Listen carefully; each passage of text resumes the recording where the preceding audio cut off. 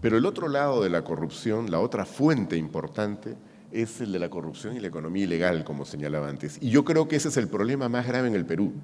Por supuesto que está, digamos, por descontado de que tenemos que actuar para que no haya impunidad respecto a esta corrupción enorme que se ha destapado a propósito del caso Lava Jato, que no solo es Odebrecht, sino las otras empresas brasileñas también, y que hay que hacer reformas institucionales para que esto no pueda repetirse. Pero creo que el problema más grave que tenemos en el Perú ya no es esa corrupción tradicional solamente, sino esta corrupción que viene de la economía ilegal. Aquí el narcotráfico, la tala ilegal, la minería ilegal, lavado de activos, tráfico de tierras, trata de personas, ha crecido de una manera espeluznante. Y esto en los últimos años se ha hecho cada vez más evidente y no son actividades desconectadas, todas están bastante conectadas, ¿no? Y esto es lo que ha hecho metástasis y por eso hablamos de una corrupción en la política, porque han comenzado a financiar campañas, financiar candidatos, y lo que antes era pagar una coima para conseguir un favor de una autoridad, ahora dicen, ¿por qué no podemos ir nosotros mismos a ocupar estos puestos, ¿no? El alcalde de Chilca, ese que detuvieron hace un tiempo, que tenía una cancha de fútbol en su casa, ¿no? Era parte de una mafia enorme y que ya dejaron de financiar para ser ellos mismos los protagonistas. Pero esto se ha trasladado a todas las instituciones, ¿no? Y este es un riesgo enorme. Decía cómo también esto ha afectado entonces la situación de la inseguridad ciudadana por el crecimiento de una criminalidad organizada, y por eso es que les hablaba de que en algunos casos ya no es un problema solo de debilidad, es descomposición institucional. Y esto lo podemos apreciar en algunos casos de manera todavía mucho más grave que en otros, ¿no? Solo para tener una idea, este es un dato ya un poco desactualizado, desde 2013, estaba buscando el nuevo pero no lo encuentro, el de la Unidad de Inteligencia Financiera, pero para ver cómo crecen las operaciones sospechosas de lavado. Del año 2007 al 2013, fíjense, hay un disparo hasta 4.591 millones, pero hoy día están en 11.000 millones. Entonces, esto ha seguido creciendo todavía más. Yo tenía este cuadro que lo vamos a tomar con reserva porque es una fuente, digamos, primaria, me lo dieron en el Ministerio del Interior, lo he manejado desde hace algún tiempo, pero sí lo que me interesa más es destacar cómo las variaciones en índice de criminalidad, esto es por victimización, eran menores en el Perú. En el año 2000, 2001, 2002, las variaciones no llegaban al 1% o a veces como mucho 2% y podía bajar 1%. O sea, era muy poco lo que variaba.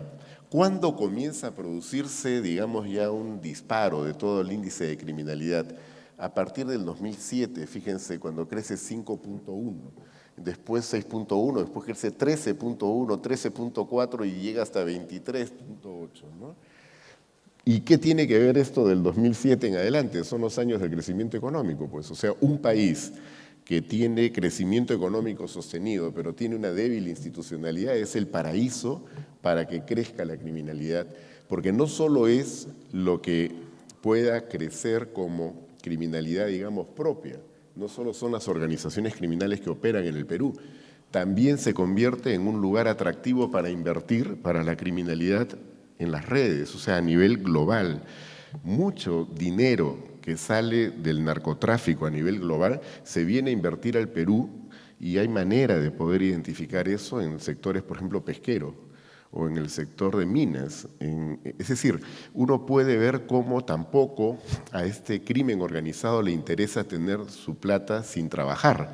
¿Y cuál es un país de los más atractivos para poner la plata a trabajar? Perú.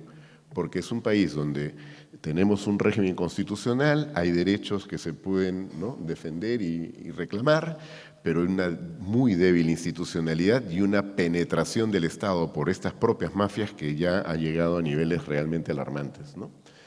La corrupción en el Estado, entonces, yo la reviso rápidamente y lo que digo, el caso de Ancash no es el único, pues bueno, ya ahora estamos viendo por varios otros lados, ¿no? Pero es una corrupción mezclada con también criminalidad el crimen de Nolasco no fue una casualidad, era parte de un manejo de gobierno en esta región. ¿Qué evidencia en casos como los de Orellana y Oropesa? En eso tendría mucho que decir, pero por el tiempo no me voy a poder detener. Pero solo quiero recordarles, Oropesa tenía una empresa, por eso decían, no se le puede acusar de falta de transparencia, ¿no? De lavado, porque era de limpieza. Y sus contratos más importantes eran con el Estado. 11 instituciones del Estado. ¿Cuáles estaban entre ellas? La Contraloría y el Ministerio Público.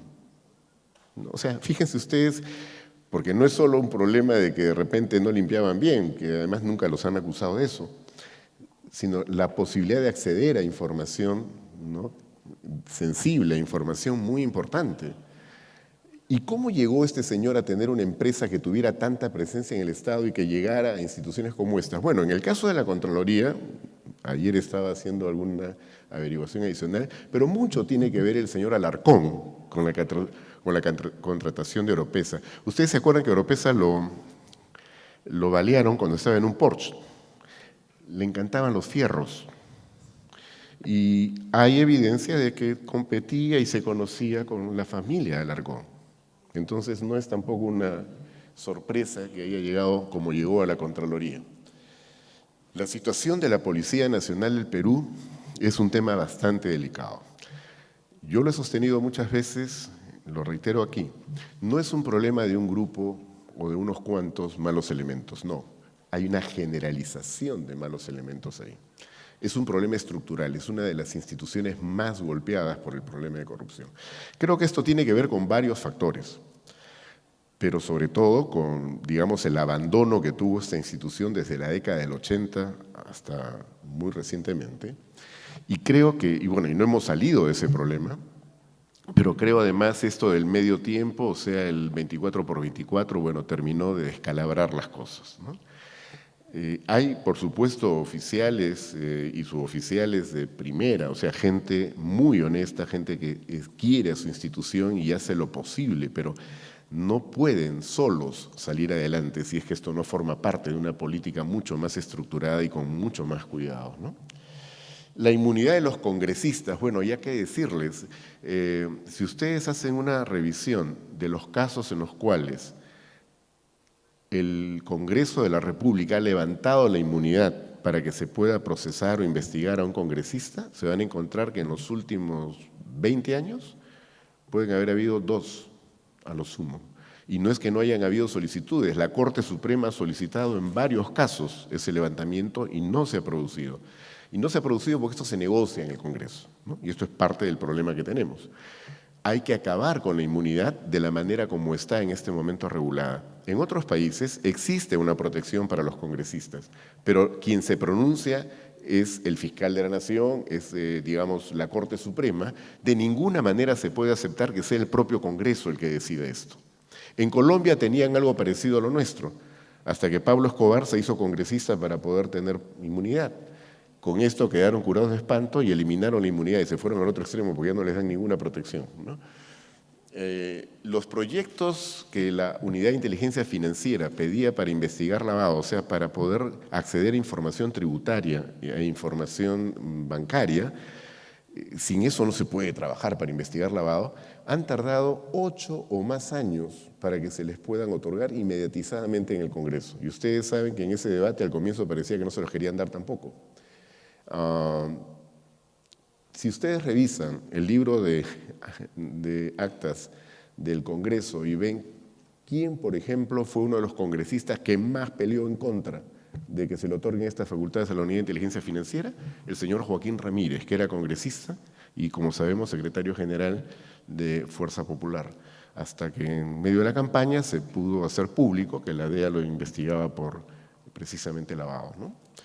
Y no es que, si bien él está fuera del Congreso ahora, bueno, pero tiene familiares dentro y también hay vínculos claros de gente que está vinculada al lavado y que incide muchísimo en lo que va pasando en el Congreso. La situación del Ministerio Público y el Poder Judicial, solo les refiero un dato, porque ya a veces la memoria falla.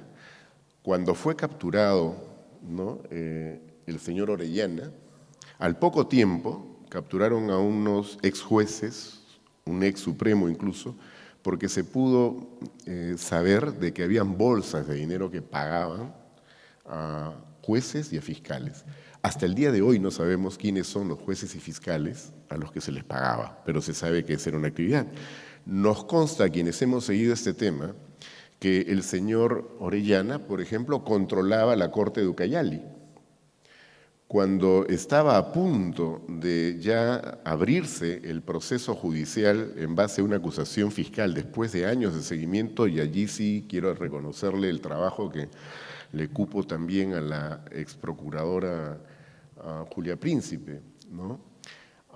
Cuando estaba a punto de saberse esto, llegó un habeas corpus fundado en la corte de Ucayali y exigían tener toda la información allá y conocer quiénes eran los colaboradores eficaces y todos los que estaban supuestamente bajo protección. Eso hubiera sido, digamos, la manera de acabar con cualquier posibilidad de echarle mano a este señor, ¿no? Pero cuidado, hoy día está con prisión preventiva, no está condenado. Y sus posibilidades de incidir en lo que resulte en su proceso son enormes, no sabemos cuántas todavía. Y esto me lleva al Consejo Nacional de la Magistratura. Ese es el principal problema para una reforma judicial en el Perú. No podemos aceptar que el Consejo siga en manos de quienes está en este momento. Son muy cuestionadas las decisiones que ha tomado de incorporación de nuevos jueces, sobre todo a nivel supremo. Y solo para tener una idea, acá les mostraba, quien preside el Consejo de la Magistratura es un abogado, el señor Guido Águila, que antes de entrar al Consejo tenía un instituto, ¿no?, que se dedicaba a formar o a capacitar a abogados y abogadas que querían ser jueces o fiscales. Ya es un tema ético que quien tiene ese negocio postule a ser miembro del Consejo de la Magistratura, que es el que nombra a jueces y fiscales. Después de que ya había sido nombrado, dice él, se apartó. Ahora lo dirige la esposa. Y esta es una actividad, porque ese instituto se llama EGACAL, esta es una actividad del año 2013, cuando todo el mundo sabía quién era Orellana, ¿no? Fíjense quién le financiaba la actividad, Rodolfo Orellana. Entonces, ¿qué podemos esperar de lo que puedan hacer jueces y fiscales que dependen del Consejo de la Magistratura, cuyo presidente no ha podido explicar cuáles son sus vínculos con Rodolfo Orellana? Y los tenía. Bueno, datos del periodo que culminó en el 2014, pero para tener una idea de la penetración del Estado, gobernadores, 22 procesados por corrupción de los 26, en realidad 25, y alcaldes, 1.699 de los 1.841. Bueno, frente a esto entonces, ¿qué habría que considerar o tener presente para una estrategia de lucha contra la corrupción? El problema a nivel del servicio público creo que sigue siendo que no hay carrera pública, o sea, se han hecho esfuerzos, yo reconozco mucho lo que ha trabajado Servir, pero también han habido resistencias, frenos, y no hemos avanzado lo suficiente. Mientras no haya carrera pública no tenemos manera de, digamos, contar con una estructura sólida al interior del Estado para poder preparar estratégicamente la pelea, ¿no? Por eso se explica mucho de la débil institucionalidad. Hay códigos de ética, ¿no es cierto? Pero estos códigos de ética, yo digo ahí la separación entre reglas y principios. Vengo proponiendo hace algún tiempo por lo menos un debate en ese tema. Dejémonos de hablar de códigos de ética y por otro lado las reglas de conducta que son obligatorias, etc. Porque el código de ética aparece entonces para el común de los mortales como una cuestión de los dioses. O sea, así se portan los ángeles. Y nadie le hace caso, pues entonces se ocupan más bien de cuáles son las reglas que me van a sancionar si es que no lo hago. Entonces, hay que dejar de lado esta disociación entre la ética y la conducta regular. La ética debe servir para inspirar las reglas que se van a aplicar y que van a derivar en sanciones claras por incumplimientos o por transgresión de normas. Pero no creo que es equivocada esta idea de hablar de códigos de ética por separado. Y en esto, además, habría que considerar que es importantísimo que la ciudadanía pueda tener un vínculo mucho más cercano con cada institución del Estado y eso requiere una simplificación de todo el aparato estatal. ¿Qué se podría plantear entonces? Hay que revertir la situación actual, hay que tener conciencia de que no podemos superar el problema que ahora afrontamos si esperamos que sea el propio Estado el que reaccione. Por supuesto que hay que contar con aliados en el Estado, se necesita tener en el Estado gente que quiera luchar contra esto, pero esto tiene que ser en una alianza con la sociedad civil y es fundamental que la sociedad civil salga de la apatía y que cobre un protagonismo, ¿no? Estas estrategias entonces tienen que ser articuladas en el ámbito público y privado. Decía lo que mencioné antes, simplificar la administración en el Estado es muy importante, reformular el sistema de control. La Contraloría no ha sido útil y eso creo que no admite discusión. Los problemas más graves de corrupción los hemos conocido por los periódicos o por lo que dicen autoridades de otros países. Y es que se pierde el tiempo en tonterías. La Contraloría invierte demasiado tiempo en estar investigando si se hizo esto con 4 copias o con 5 y por qué no hizo usted aquello o por qué contrató a tal persona cuando la ley de presupuesto dice que usted no debería haberlo hecho en el mismo ejercicio. Cantidad de ejemplos donde podríamos apreciar de qué manera se desperdician recursos en tanto que los problemas serios de corrupción no se identifican. Claro, en algún momento yo he discutido esto con anteriores contralores y me decían es que la ley dice, sí, pero tienes la posibilidad de pedir el cambio de la ley y de proponer cosas, ¿no? Yo espero que el nombramiento que se ha producido hace poco, que en realidad es algo que nos crea mucha expectativa, mucha esperanza, porque Nelson Chaj es una persona con buena trayectoria, con buen conocimiento de lo que es, digamos, el Estado, la administración, el presupuesto público, pero con muchas ideas para innovar. Y ojalá que entonces, como ya lo ha anunciado, haya una reforma completa del sistema de control en el Perú. Necesidad de transformar el sistema judicial, comenzando por el Consejo de la Magistratura. Las reformas institucionales tienen que darse en el Congreso y por eso hablaba de la cuestión electoral. No podemos permitir que haya impunidad y eso en el Congreso significa el tema de la inmunidad, que en buena cuenta es eso, impunidad, y el involucramiento del sector corporativo. Y con esto termino porque creo que está directamente vinculado al tema que manejan aquí en INACAL. Yo confieso que conocía muy poco de INACAL y creo que es una falla que tenemos muchos, ¿no? No nos hemos informado lo suficiente, pero qué bueno que exista y qué bueno que esté trabajando de la manera como se ha presentado ahora. He podido revisar algunas cosas en la web, etcétera, y creo que efectivamente para 2 años es mucho lo que se ha conseguido y que ojalá pueda seguir en esta misma dirección. Porque al sector corporativo hay que incorporarlo a la lucha contra la corrupción. Bueno, yo creo que ya hay varios también empresarios o gremios que comienzan a pronunciarse, porque tal como han venido actuando los gremios, no han ayudado mucho, yo diría han ayudado muy poco, ¿no? No han asumido esa responsabilidad. Cuando se discutía la eventual responsabilidad penal de las personas jurídicas para efectos de la OCDE, de que el Perú pueda ingresar allí, la oposición a que pudiera establecerse esta responsabilidad penal fue sobre todo muy fuerte de los gremios empresariales.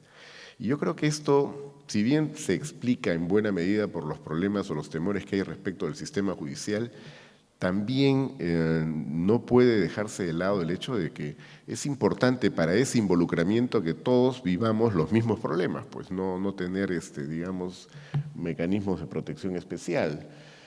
Creo que cuando se ha producido este escándalo por lo de la Baja Hato, etcétera, esto ha abierto un poco más el ánimo de decir no podemos ir más allá y entonces están los alcances de este decreto legislativo 1392 que ya no se queda solo en soborno internacional, sino que lo amplía a otras formas delictivas donde también las personas jurídicas, como ocurre en muchas partes del mundo, puedan asumir esa responsabilidad. Le llaman responsabilidad administrativa, pero en rigor se produce cuando hay delitos, por tanto yo lo califico como responsabilidad penal. Pero también ha puesto de por medio, ¿no es cierto?, la clara idea de que a esa responsabilidad las personas jurídicas, o sea, no solo las sociedades, sino también incluso las formas no lucrativas, van a llegar si es que no han tenido políticas de cumplimiento, de integridad, si no han adoptado medidas preventivas. Entonces ahí está, creo yo, el gran aliciente para que esto pueda comenzar a cambiar en el país.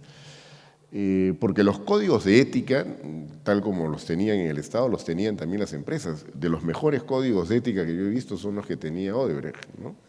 Y no han servido de mucho. Entonces tenemos que ir a cosas más prácticas, más avanzadas.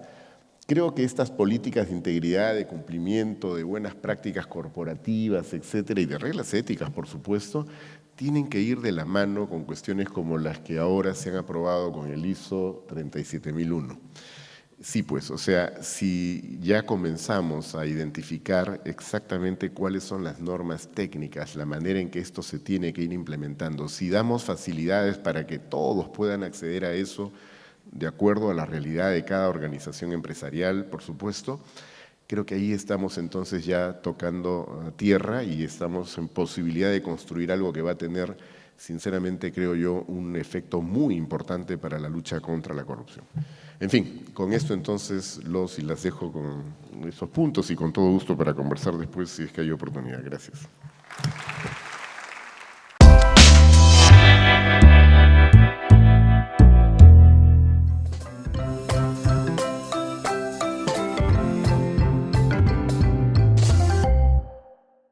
Gobierno del Perú, trabajando para todos los peruanos.